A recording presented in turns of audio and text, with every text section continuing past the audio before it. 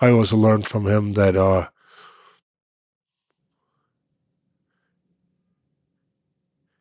everyone's afraid.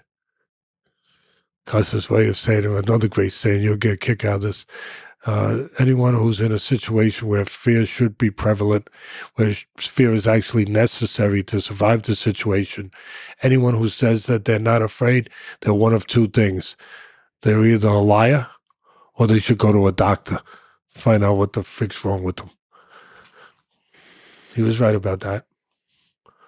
You know, we live in a taboo society where that word, to a certain extent, is taboo because it invokes weakness. You know, we are just layers of what we saw and learned since we were kids. We all are. We're products of those layers. I learned that on my own, well, through some help. At the end of the day, you know, fear, people will find their way of avoiding that term. So they use the word anxiety. They use the word, butterflies, apprehension, a million different words. I find all those other words to be cousins of fear. And fear causes a lot of things in life. It causes a lot of problems. And it also solves a lot of problems. Without it, we couldn't be great. If we are great, if we ever have a chance to be great, or at least to aspire to be great. How does fear connect to greatness? That's a profound statement. Without fear, we wouldn't be able to be great. Yeah, you couldn't be great without fear because fear allows you to be brave.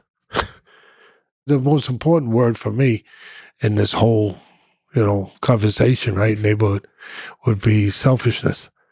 It allows you to be, for a moment, less selfish. One of the things I learned, I guess, partly on my own, everyone thinks my greatest teacher was Cuss. He was a great teacher, but mentor. My greatest teacher was my father, the one who never talked. And I realized one of the things to be better towards great is if you can submit less than we submit. See, one of the things that I'm afraid of, one of the things I was always quitting. In my business, it's kind of not a good thing. Mm-hmm. Every business, I think.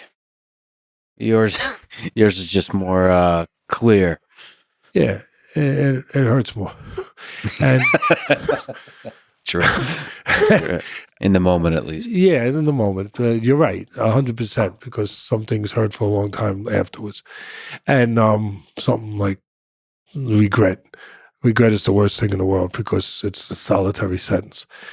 And man, oh man. That's a powerful phrase. Regret is a solitary sentence.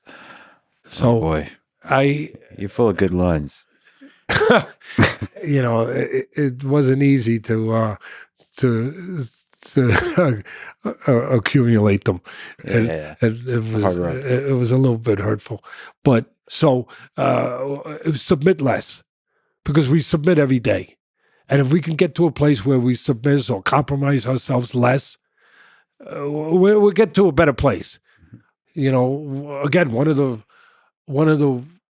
words for me that attaches to things that wind up hurting you in life and have hurt me in life.